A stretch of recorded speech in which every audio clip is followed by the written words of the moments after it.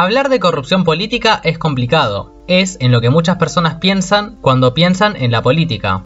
Casi como si fuera algo intrínseco de la profesión. Si bien en la historia argentina hay grandes ejemplos de referentes políticos que brillaron por su transparencia intransigente, como el senador Lisandro de la Torre o el presidente Arturo Illia, la política argentina ha sido manchada por escándalos de tal nivel que marcaron época. En un top anterior ya vimos aquellos presidentes que pasaron a la historia por su incapacidad en el gobierno. Hoy veremos, en cambio, a quienes escribieron sus nombres en la historia por el infame delito de traicionar a su país mediante la corrupción. Por eso, hoy te presento los 8 mayores casos de corrupción política en la historia argentina. Número 8. 1000 cosas se pueden decir sobre los años 90. Convertibilidad, show o farandulización de la política. Pero hay una palabra que siempre sale cuando se habla de la década de Menem: corrupción. Empezamos este top entonces con un caso que dio de qué hablar en su momento.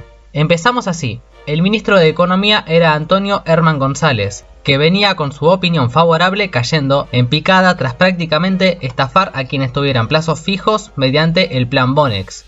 En ese contexto, el 6 de enero de 1991 salió una bomba periodística. Resulta que el frigorífico estadounidense Swift estaba teniendo problemas para la importación de unas maquinarias. Lo común, cosas típicas de la burocracia argentina. Pero resulta que Guillermo Nielsen, por ese entonces ejecutivo de Swift Armor, denunció ante la embajada de los Estados Unidos el que un funcionario argentino le habría solicitado el pago de una coima para facilitar el trámite. Ese funcionario, según quien filtró la noticia, era Emir Yoma, asesor y cuñado del presidente Menem. Fue el inicio del Swiftgate. La denuncia fue recibida y el embajador estadounidense Terence Todman elevó la misma al presidente de los Estados Unidos de América, George Bush.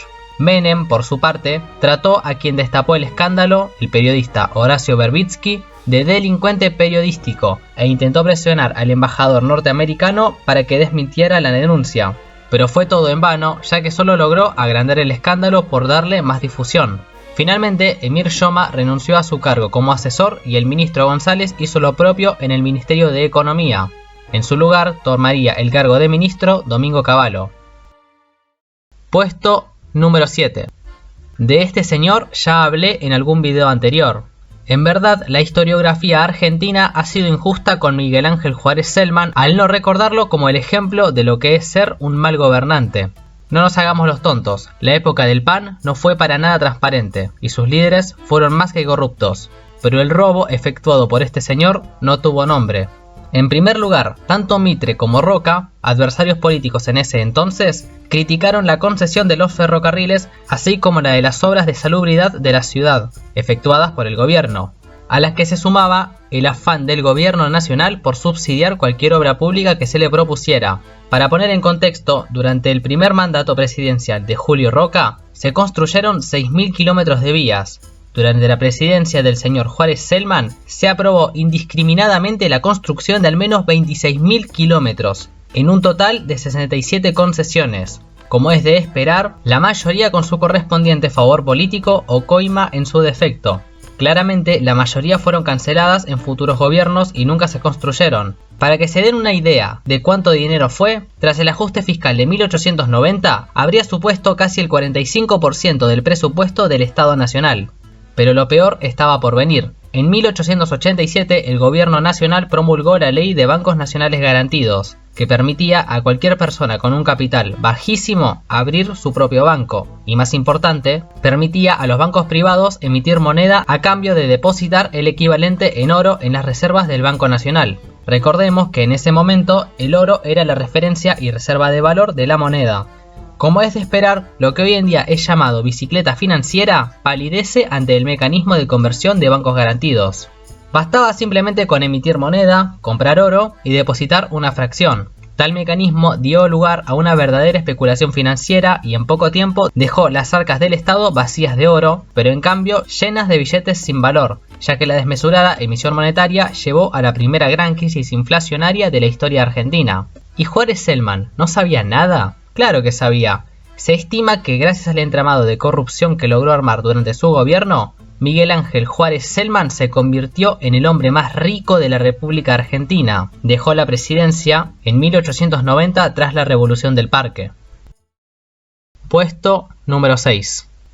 Volvamos a nuestro siglo, a un caso que hace unos años dio la vuelta al mundo. La historia dice así: por medio de una fuente anónima, el diario alemán Süddeutsche Zeitung accedió a casi 12 millones de documentos confidenciales de la firma panameña Mossack Fonseca, la cual facilitaba a sus clientes la apertura de cuentas financieras en llamados paraísos fiscales.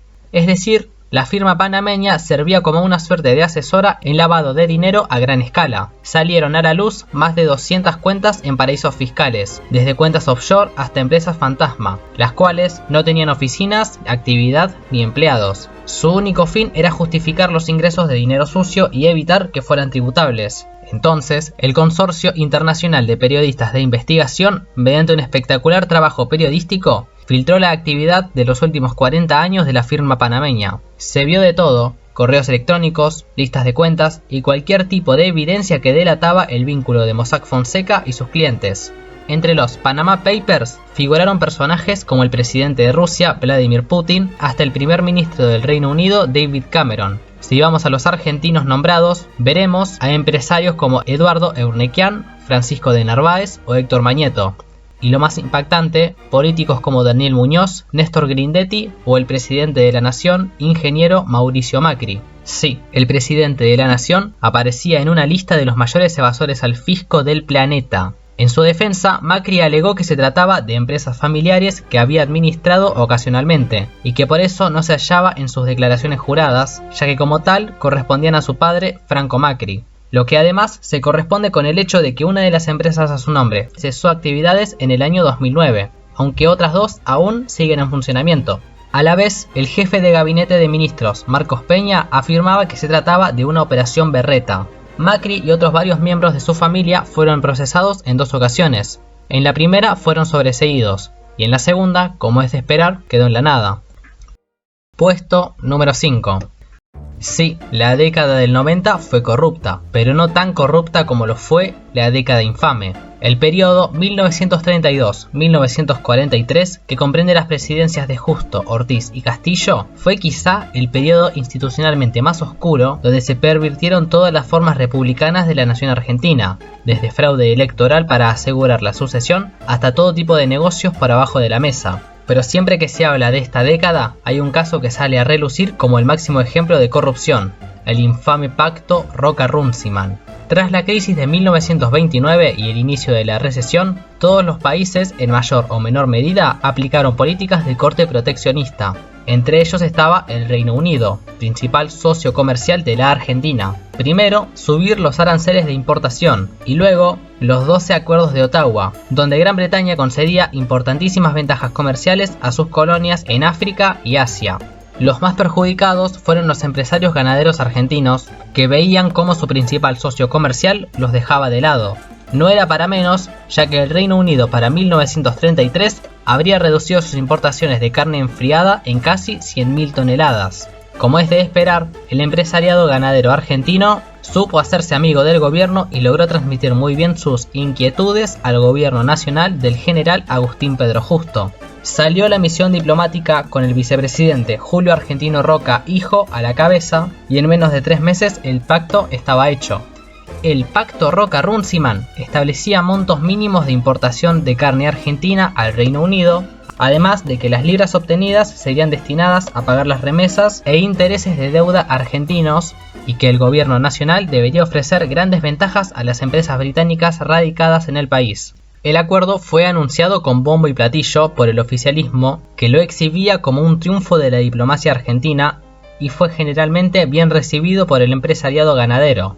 Pero la oposición, liderada por el socialismo y el Partido Demócrata Progresista del senador Lisandro de la Torre, fueron duramente críticos con el acuerdo. En 1934, de la Torre presenta un proyecto de ley para regular el comercio de carnes, y un año más tarde solicita que se realice una investigación sobre el Pacto de Londres. El Senado de la Nación aprueba la solicitud de la Torre y se conformará una comisión con él a la cabeza. La comisión investigadora descubre embarques clandestinos en un navío inglés y la destrucción de planillas claves para la investigación que vinculaban a funcionarios de los 2 gobiernos anteriores. Además, evasión descarada de impuestos y carne mal clasificada intencionalmente para así manejar el precio. Los más implicados fueron el ministro de Economía Federico Pinedo y el expresidente de la Sociedad Rural y actual ministro de Agricultura Luis Duhau. Quedó en vista de todos, gracias a la investigación, la existencia de un monopolio que controlaba desde la compra del ganado hasta la venta para su consumo, y cómo los más afectados terminaban siendo los productores argentinos. El debate en el Senado duró 5 sesiones, donde, entre fuertes cruces, los funcionarios implicados aceptaron la existencia de irregularidades. Durante la última sesión, un hombre de nombre Ramón Valdés Cora entró sin dificultades al recinto, posiblemente con ayuda del ministro Duhau, y abrió fuego contra el senador Lisandro de la Torre. Cae muerto en su lugar el senador Enzo Bordavere. El debate cerró abruptamente y sin resolución. Valdés Cora fue condenado por el homicidio, pero tanto quienes le permitieron ingresar al recinto como quienes verdaderamente debieron ser juzgados jamás recibieron juicio. Puesto número 4. No nos movemos muchos años más adelante, es más, permanecemos aún en la misma presidencia, la del general Agustín Pedro Justo. A este señor le encantaba la obra pública, sobre todo si dicha obra pública estaba relacionada con las Fuerzas Armadas. De esta época datan las grandes rutas nacionales como la Ruta 9, el edificio Libertador, el Hospital Militar de Campo de Mayo y lo que nos trae a este puesto. A fines del año 1937, el gobierno se interesó en comprar los terrenos adyacentes al Colegio Militar de la Nación, en el Palomar, partido bonaerense de 3 de febrero. Los propietarios pedían que se pagara a $1 el metro cuadrado. El ejército se negó. La división de ingenieros estimó que el terreno no valía ni la mitad del precio que se solicitaba. ¿Qué decidió el gobierno? Trato hecho. Y más encima, se compraron los terrenos a un 10% más caros del precio que solicitaban los propietarios. Los terrenos no se adquirieron a los propietarios originales, sino a un grupo de especuladores que, vía acuerdo con varios legisladores con la promesa de compartir futuras ganancias, lograron que el Congreso autorizara la compra de los terrenos en el presupuesto 1938. Y en enero de ese año se dio luz verde a la compra. Un mes más tarde, el 20 de febrero de 1938, cambia el gobierno. Asume el doctor Roberto Marcelino Ortiz y al frente del Ministerio de Guerra asume el general Carlos Márquez, quien insistiría en varias ocasiones al presidente que se concretara la adquisición a riesgo de que el terreno perdiera su valor, lo que logró en abril de 1939. El sobreprecio pagado se estima en $1 millón de ese entonces, que al cambio actual y ajustado a la inflación serían $5 millones. En cuanto se supo la noticia, el Senado determinó el inicio de una investigación.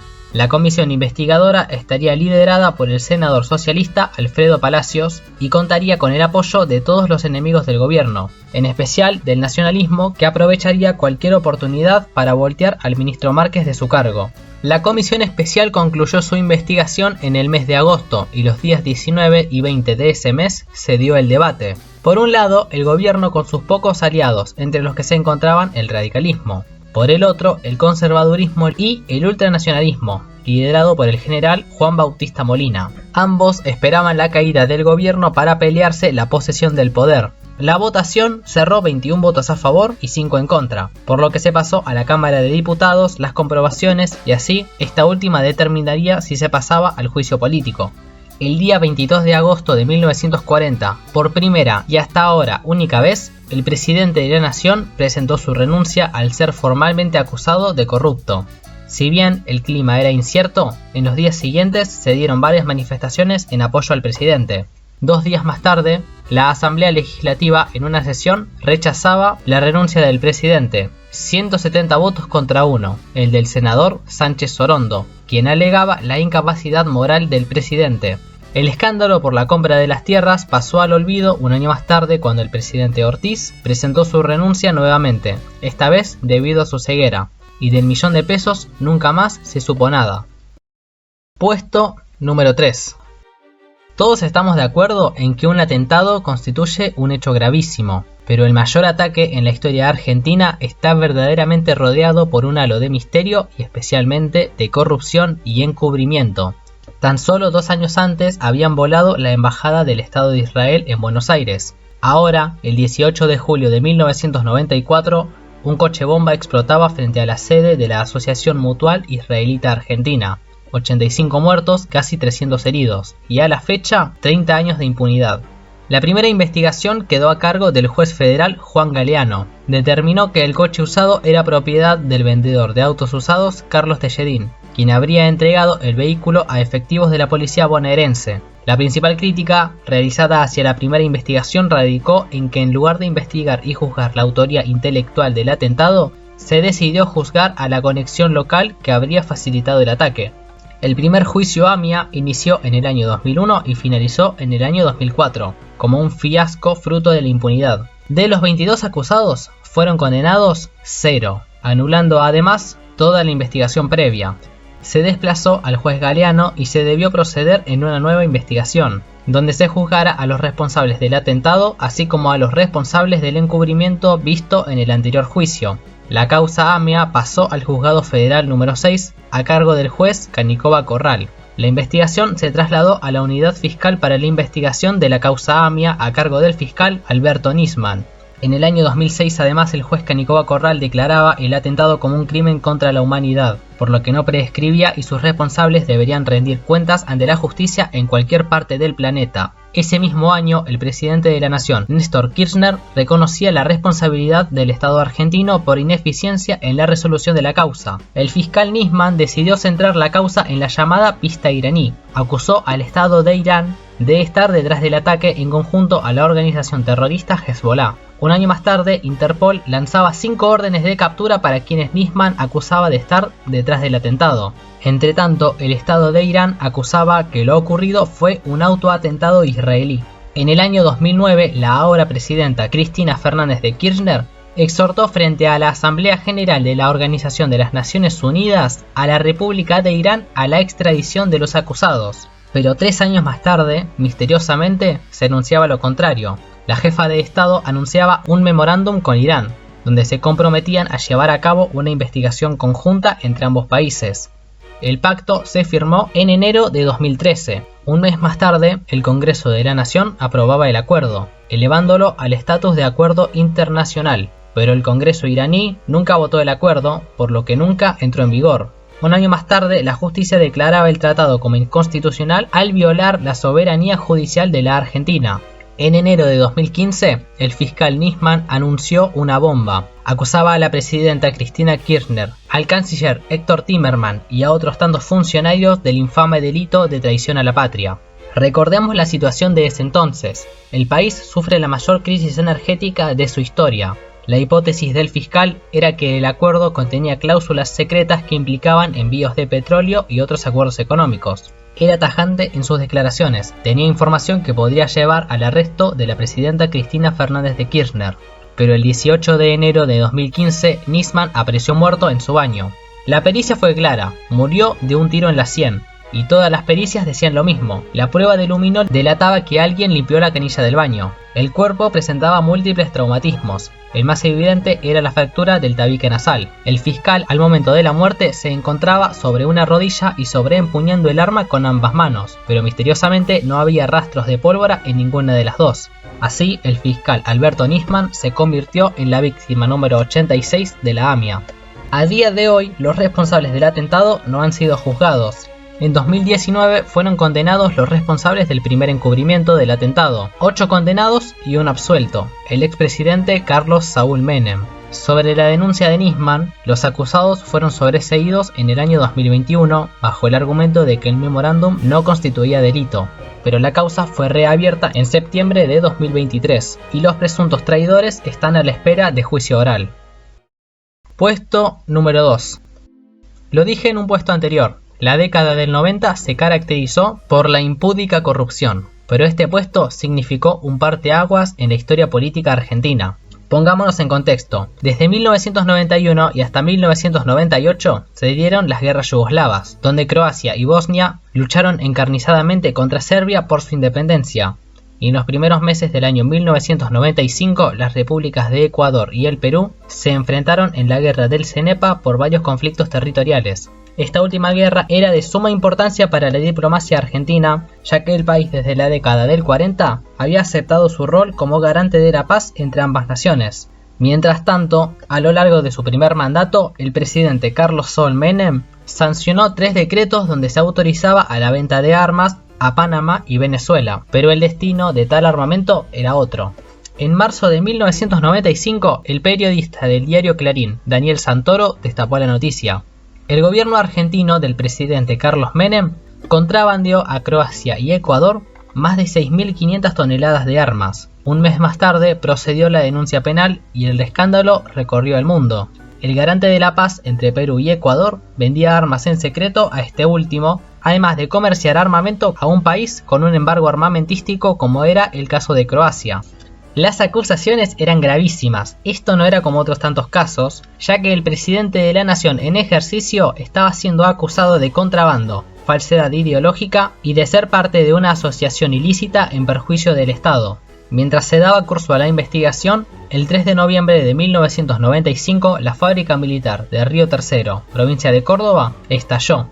El lugar donde podrían estar las pruebas que incriminaban al presidente fue víctima de un estallido intencional. 7 muertos, más de 300 heridos, una ciudad destruida y un presidente que afirmaba que se trató de un lamentable accidente.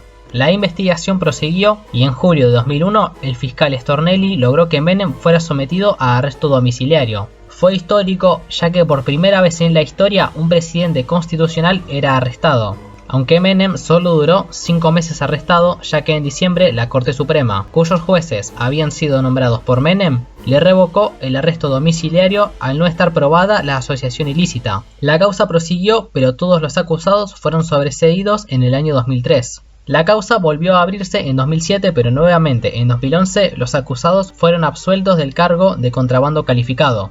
Volvió a apelarse la causa en el año 2013, pero como es de esperar, entre absoluciones y sobreseimientos, Menem falleció en el año 2021 y sin pasar un solo día en prisión por sus crímenes. Antes de avanzar al infame primer puesto, veamos algunas menciones de aquellos casos que, si bien no entraron en este top, eso no les quita gravedad. Caso Coimas del Senado, año 2000. El gobierno de De la Rúa intentaba impulsar una reforma laboral. Al no llegar con los votos, se debió recurrir a la siempre confiable coima. Este escándalo precipitó la dilapidación de la alianza y el inicio del fin para Fernando de la Rúa. Caso Suicidio de Juan Duarte. Tras destaparse un escándalo durante el segundo gobierno de Juan Domingo Perón, el principal acusado y testigo clave, además de cuñado del presidente, Juan Duarte, apareció muerto en su departamento de un tiro en la cabeza. Caso Deuda a 100 años. El presidente Mauricio Macri, el jefe de gabinete Marcos Peña y los ministros Nicolás Dujovne y Luis Caputo, acusados de una defraudación millonaria a la administración pública por emitir bonos de deuda pública a un plazo de 100 años y a tasas elevadísimas. Puesto número 1.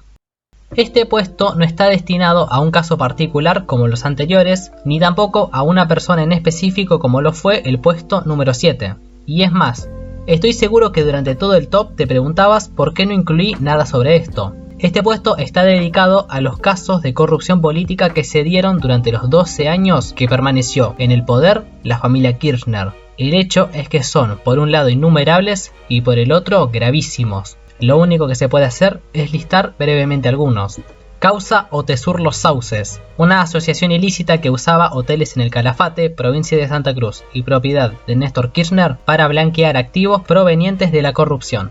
Causa Chicone Calcográfica. El entonces ministro de Economía, Amado Boudou, mediante una quiebra fraudulenta se adueñó de una imprenta donde se producía el papel moneda nacional. Actualmente se encuentra condenado.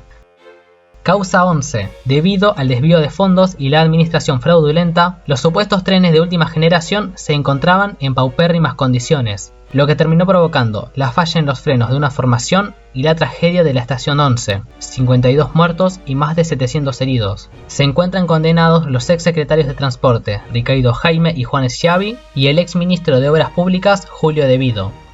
La causa Memorándum con Irán anteriormente mencionada. Causa Vialidad, donde la expresidenta Cristina Kirchner y el empresario Lázaro Báez, entre otros, se encuentran condenados por adjudicaciones fraudulentas de obras públicas de vialidad y la entrega de coimas a cambio de tales obras. Causa Cuadernos, 8 cuadernos escritos por el chofer de un empresario amigo de la familia, donde da testimonio sobre el pago de coimas y retornos a cambio de la otorgación de obras públicas. Caso Bolsos de López, el video habla por sí solo. Para que se den una idea del monto que se robó al pueblo argentino, las estimaciones más generosas aproximan 1.000 millones de dólares. Las más grandes hablan de 600.000 millones, pero en general el consenso está en 120.000 millones.